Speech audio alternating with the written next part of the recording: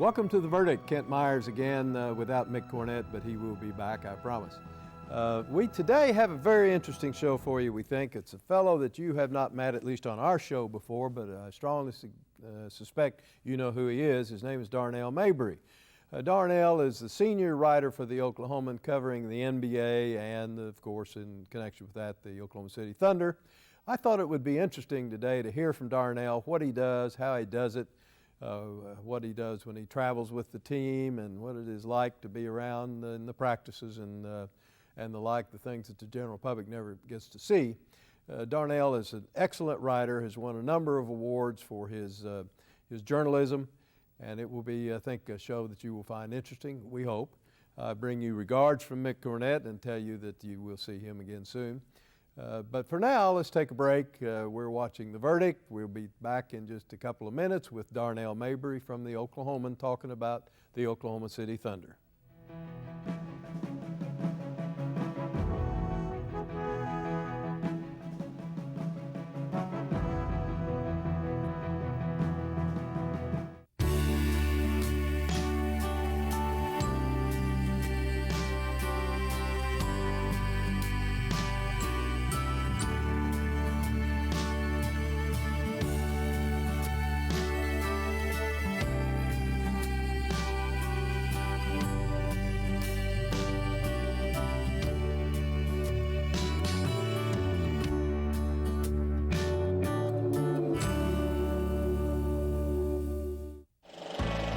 Fortunate enough to premiere every film that I've produced at Sundance.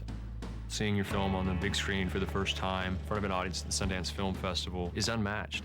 I'm Chad Burris. I'm an attorney, a film producer, film financier, economic development financier, and I'm Chickasaw.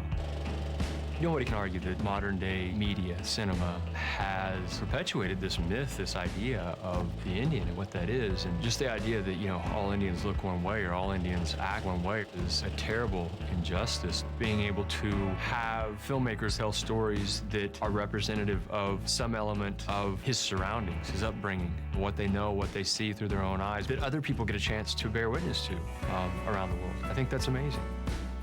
For me personally, being an Indian today means being responsible, honest, progressive, and giving that back to the community. Learn more about today's Chickasaws at profilesofenation.com. It's a North American energy revolution. We're the fastest growing source of new oil and natural gas supplies in the world. The shift to North American energy will create approximately 3 million jobs. All that money we've been sending overseas, $400 billion a year. Imagine that staying in our economy. It's a game changer. Real energy independence starts now, and it starts with Oklahoma.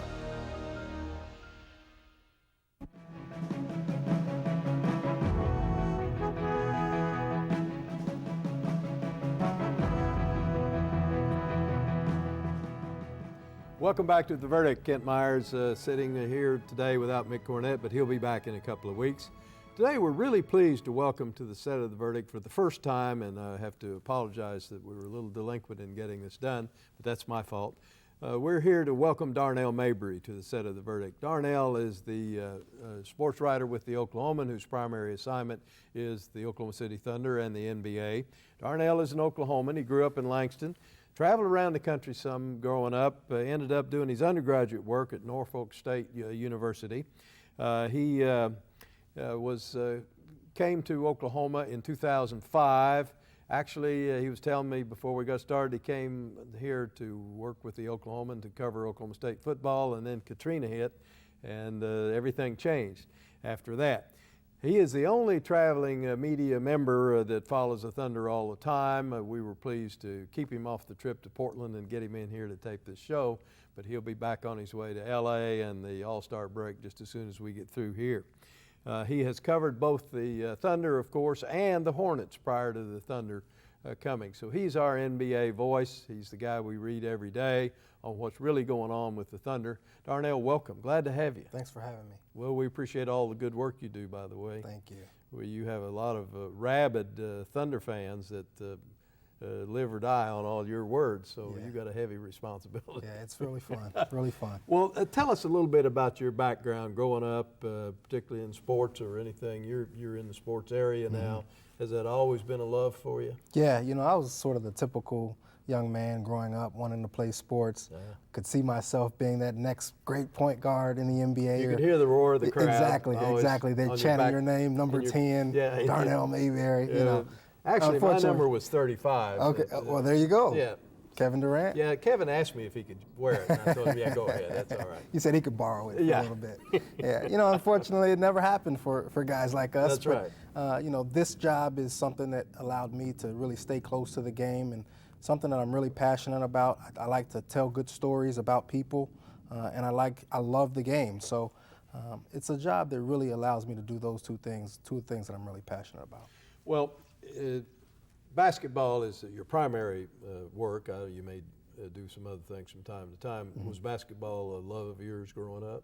Yeah, you know, once you cover an NBA team, you can't really throw out that you played high school basketball. Like, that means nothing at this point. So, but yeah, I you and loved I it. can do that. Yeah, we can do it We and can do talking, that, you know. yeah. But, you know, once you're talking to Kevin Durant, it means nothing. So, but yeah, you know, I played growing up, and I just always loved the game. I love how it brings people together, how it's sort of a universal language, and it doesn't matter your age, your race, your gender. You can really bond and connect over the game, and I think that's what we're seeing here in Oklahoma City. I know before you came to Oklahoma, you were in Ohio, I think. Yep, Akron, Ohio. You covered University of Akron Yep. Basketball team. Is there a dramatic, I'm not talking about quality of talent, but I'm talking about the game itself. Is there a dramatic difference between the college game today and the pro game today? Yeah, you know, I think the talent you can't ignore. I mean, there is a huge discrepancy in the talent levels, but the game is so much different. I think the coaches have a lot more control in the college game. You're seeing a longer shot clock, 35 seconds compared to 24 seconds in the NBA. And that really allows coaches to coach more possessions and really put their stamp on the game a lot more. In the pros, you have out-of-this-world talents like Russell Westbrook, Kevin Durant, who you can just give them the ball and say, go make a play. So I think that's the biggest difference between the two levels. Well, you are the primary Oklahoman writer, or the senior Oklahoman writer, covering the Thunder. From time to time, other folks get involved. Tell me what a typical day in the life of Darnell Mayberry is when the Thunder has a 7 p.m. game at Chesapeake Arena in Oklahoma City. Yeah, I think a lot of people don't know that the team actually practices on the morning of their games, unless they're playing the second night of a back-to-back. They'll have a morning shoot-around, and that's around 10 a.m. They open to the media at 10:30 a.m., so we get to go in there and talk to the head coach, Scott Brooks, and a couple of different players, just kind of pick their brains about what's going on, what they expect that night, and from there we'll probably type up something. You know, social media is huge these days, so we'll get on Twitter and announce whether or not someone's injured or who's playing tonight, who's in the starting lineup, things like that. We might throw a blog on newsok.com and get additional information out there, something maybe a game within the game that fans can expect that night. And then we go to the arena about 2 hours, an hour and a half to 2 hours before the game. There's another availability session, so you can see why the players sometimes get tired of us and don't really like answering some of our questions because they talk to us so much. But it's a good group of guys, and you know, you couldn't ask for a better group of guys to work with than the Oklahoma City Thunder. Well, as far as covering professional sports is concerned, or college sports for that reason, I guess with the possible exception of hockey, NBA basketball is one of the longest seasons around, is it not? With 82 games, not counting the playoffs. Yeah, hockey's right there with it, but baseball, 162 games.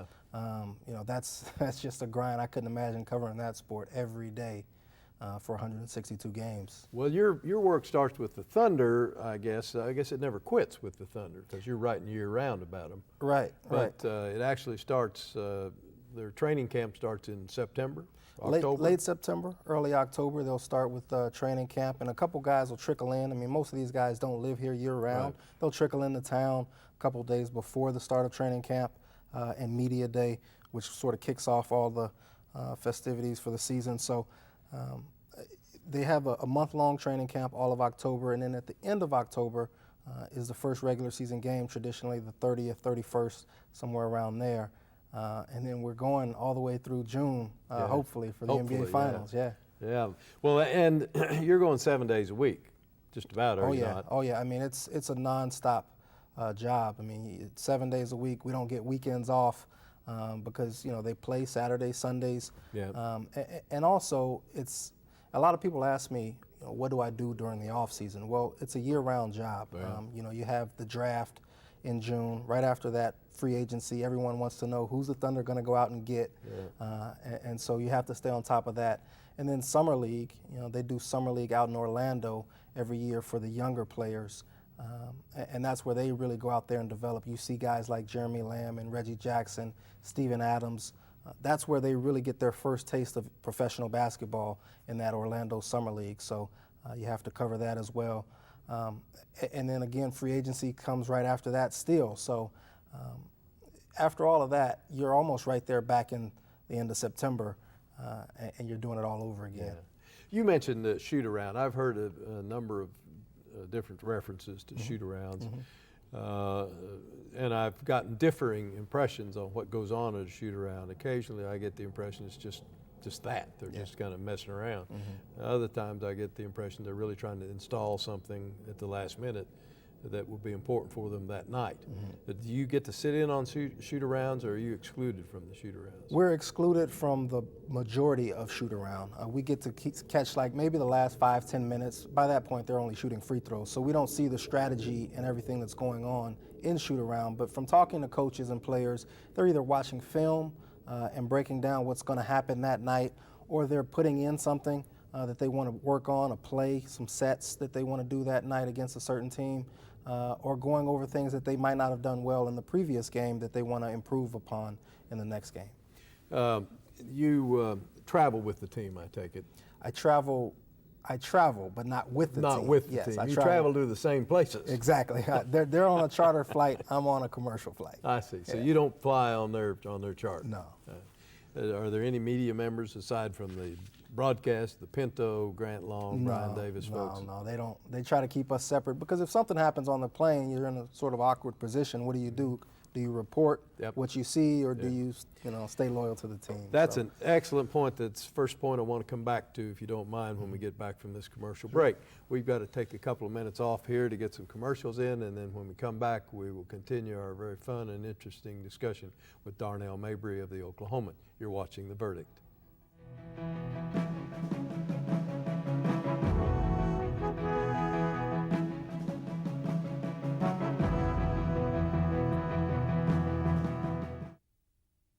When you have something important to communicate, it becomes clear that there's a lot of competition for your audience's attention.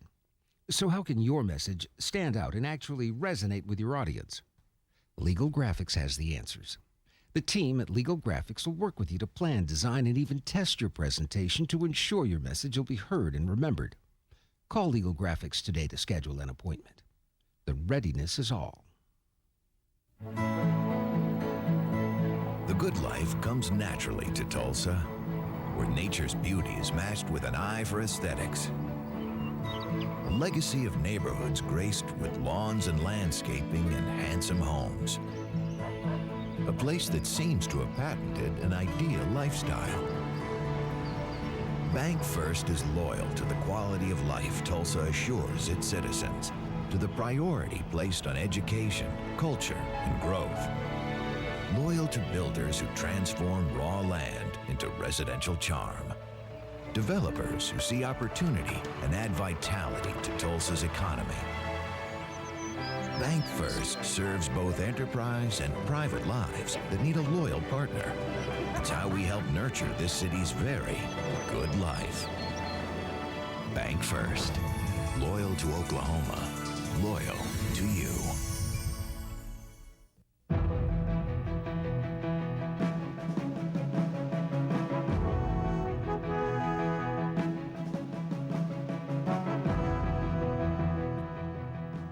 Welcome back. We're visiting with Darnell Mayberry, the Oklahoman senior writer for the Oklahoma City Thunder and the NBA here in Oklahoma City. Darnell, as we just took the break, we talked a little bit about the relationship you have with the team, and on the one hand, and on the other hand, the fact that you're an independent journalist. You have to maintain your independence. You have rules of ethics you have to follow as a journalist. How do you balance those things? You obviously spending that much time with the team, get very close to them, and then how does it, what kind of strain is it, if any, to maintain your independence? Yeah, it's a tough balancing act, and I sort of have a couple general guidelines. Always be honest, always be fair, and never be disrespectful. If I do those three things, I don't think anyone can really get too mad at me. Yeah. But it's a tough balancing act, and it's one that we really strive to do and take great pride in trying to do right, because there is a lot of passion about this team, but people do really want to know what's going on. And sometimes the team might not want you saying everything that's truthful or watching how you say it, but you also have a job to do, and my priority is to the Oklahoman and not necessarily to the Oklahoma City Thunder. Yeah, and to the Oklahoman readers, I guess. Exactly. Yeah. Well, I am certainly not a journalist at all, but have noted in my own observation of the Thunder coverage, not you, but the Thunder coverage generally, locally and nationally, sometimes folks reporting on what the Thunder is doing are not respectful. Mm-hmm. They're mean, they're harsh in their criticism. I mean, it's one thing to say a player didn't have a good game. It's something else to say he's a bum, right? Or make a derogatory comment about it. Mm-hmm. And I think, I guess what I picked up from the point you just made was that you try your best to always remain respectful, not only to the Thunder, but to opposing players as well. Exactly. But you call it the way you see it. Exactly. If you have a bad game, you know, that's fair. You can say someone had a bad game, yeah, but you don't have to go over the top across the line and saying how he had a bad game. Yeah. How do the players react to you without disclosing secrets? How do the players react to you if you write something that they may not necessarily agree with? It depends on the player. You know, all of us are different, and personalities are wildly different. Yeah. You just never know. Some people will talk to you. Depends on the player's attitude and his experiences. He might talk to you. If it's the first time, I think you'll get more of a pass than if it's a recurring theme, you know, and you've consistently done it to that same player, written something that is negative and maybe overly critical. But I think for the most part, you can always go up to a guy and talk to him and say, hey, this is what I was trying to do, and let's talk about it if you disagreed with how I did it. Yeah. Well, you have obviously a good relationship with the team. Yeah. You've had a unique experience. To me, I think it's unique that you had the opportunity to not only cover the Thunder, but you had the opportunity before that to cover the Hornets. Yeah. Two very different teams. Yes. Very different players, very different circumstances. Were your experiences pretty different as well? The experience was different from the standpoint that the teams were so different in the way they went about things. You know, the Hornets, it was more access. The more access, the merrier. Yeah. You know, any news is good news. Yeah. You know, any attention, any publicity is good for us. That's how they operated.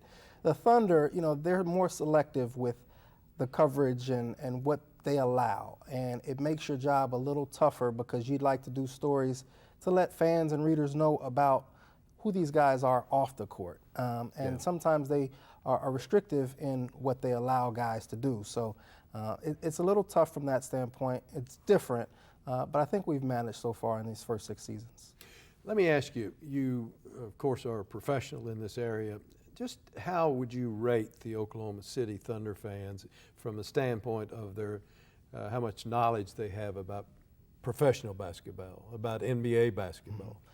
It's incredible how much the fans have really picked up in such a short amount of time. If you go back to the Hornets days, you know, people didn't know what a jump ball was almost. I mean, what a technical foul was. Even though the college game, you know, with Oklahoma State and Oklahoma and Tulsa, you know, people followed those teams, but the NBA game was sort of different. They didn't know the players, the personalities, the referees. Now I sit at press row and I'm hearing people behind me talk about Joey Crawford, one of the referees, and they're mentioning these guys by name, and I'm thinking, where did that come from? Yeah. You know, I mean, but it's amazing how much these fans have really become familiar with the game, how fast they've done it.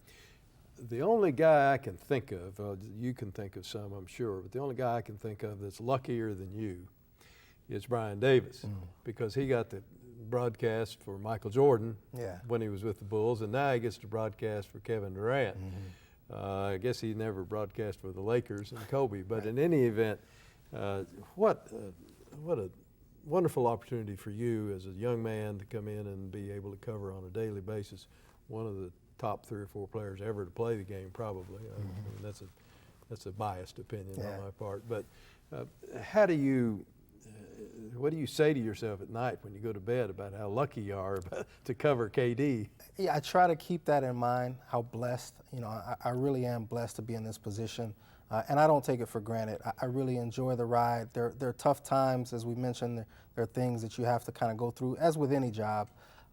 But it's fun, and I know there are a lot of people out there that would trade places with me in a heartbeat.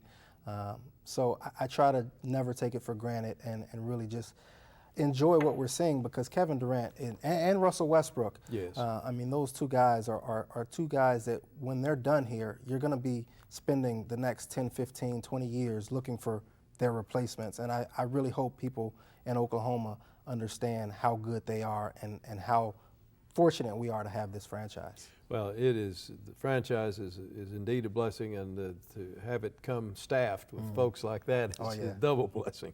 Well, let me ask you a question. A lot of talk about KD this year, playing better, doing better with Russell being gone, carrying a bigger load, that sort of thing. And it comes up in the context of the MVP discussion. What is your understanding of what are the criteria for the most valuable player in the league? What does one have to do or show to be selected as the most valuable player? I think a couple things. The first thing is obviously win. You have to lead your team to one of the higher seeds in the game, in the Western Conference or Eastern Conference, and Kevin Durant has definitely done that. You have to be a terrific individual performer. Not only do you have to win, but you have to put up incredible statistics and have a consistent level of performance every night to show voters that you are indeed deserving of that award. And I think you also have to make your teammates better. You can't just do it on your own. You have to make your teammates better, bring them along with you, and that's the thing that I really think Kevin Durant has done this year, and that's been his next level of growth and development, is making guys like Serge Ibaka and Thabo Sefolosha better. He's done an incredible job. As a layman, I've observed that in a layman's way. I used to see him pass as he'd drive to the basket and pass off to the corner, and I'd think, please don't do that. Take the shot. And he'd pass out, and then the shot necessarily wouldn't be successful. Now the shot's becoming successful from Ibaka, from Sefolosha, from Jeremy Lamb, and others, a lot more often than it used to be. Yep. And that's a function of his giving them the opportunity to take that shot, I guess. Yes, no doubt about it. I think now his teammates know that he's looking for them. Yeah. Whereas before, maybe he was a little too overly reliant on taking the shot and not passing as much. And now that he's made a concerted effort to get them involved, they know where their shots are coming from, and they're more comfortable and confident in taking them. Well, that game that we're taping, not on Sunday morning when you're seeing this show, but we're taping about 10 days before you see this airing of this show, but it was right after the Portland game. The second team, if you will, sure came through in that Portland victory. Yeah, and that's one of the biggest bright spots to this team. It was a big question mark coming into the team. That's what everybody said. We were weak. Yeah, you lose we James lost Harden. Kevin Martin. What are we going to do? Yeah, exactly. They didn't replace him, and they bring in a young guy in Jeremy Lamb, and no one really knows what he's capable of. But now this second unit is really developing into a nice group that can come in and change the tide if the starters get off to a bad start like they did in that Portland game. Yeah. Let me ask you, who votes on the MVP? Who selects the MVP for the NBA? If I'm not mistaken, it's 127. I could have my numbers off by a few there, but I think it's 127 broadcasters and writers throughout the league. I'm one of them who votes on the MVP. If the MVP vote were taken today, would it be even close? I don't think so. Yeah. It might be unanimous, Kevin Durant. Yeah. Well, we'll see what happens at the end of the year. It comes before the playoffs, though, doesn't it? Yes, it's a regular season award, so playoffs do not count. We've got just a little bit left. Of the following players, which one is most surprising to you in how they've developed? Lamb, Adams, Jackson? Tough question. I think I would say Steven Adams, because he was a late lottery pick, meaning of the top 14 picks, he was the 12th overall pick, sort of an unheralded guy coming out of Pittsburgh. Not a lot of people knew a lot about him, and for him to come in and have such success as a rookie, to me, that's surprising. I didn't really expect to see him do this as a rookie. Well, he seems to be well received by his teammates as well. Definitely. Kevin Durant called him the funniest guy on the team. So that's a pretty good endorsement. His teammates love him. Well, thank you so much for coming. We're out of time. Thanks for having me. We've been talking today with Darnell Mayberry from the Oklahoman, the senior writer for the Thunder and the NBA in Oklahoma City. You've been watching The Verdict. Thanks again. We'll be right back.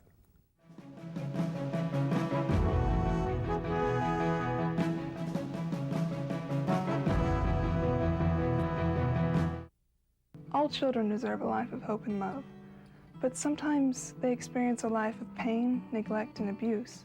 When that happens, each child deserves all the quality assistance and representation that can be offered in our legal system.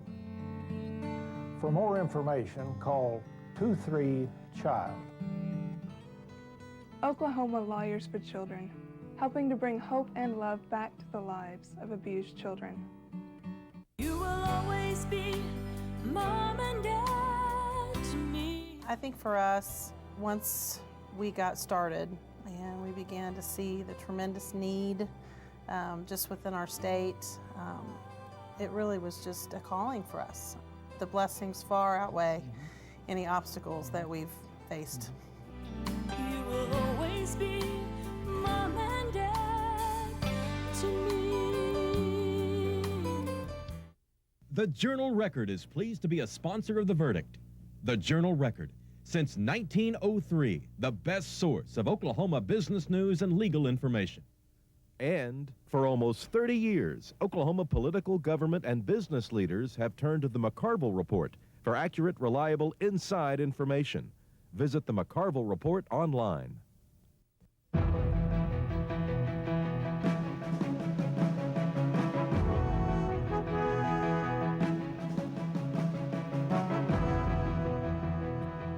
Thanks again to Darnell Mayberry, and good luck to Darnell and the Thunder for the rest of the season. Go to our website, theverdict.tv, if you will, and let us know what kind of show you'd like to see, what kind of guest you'd like to hear from, and we'll do our best to accommodate you in that regard. Thanks for being with us today. We'll see you next week.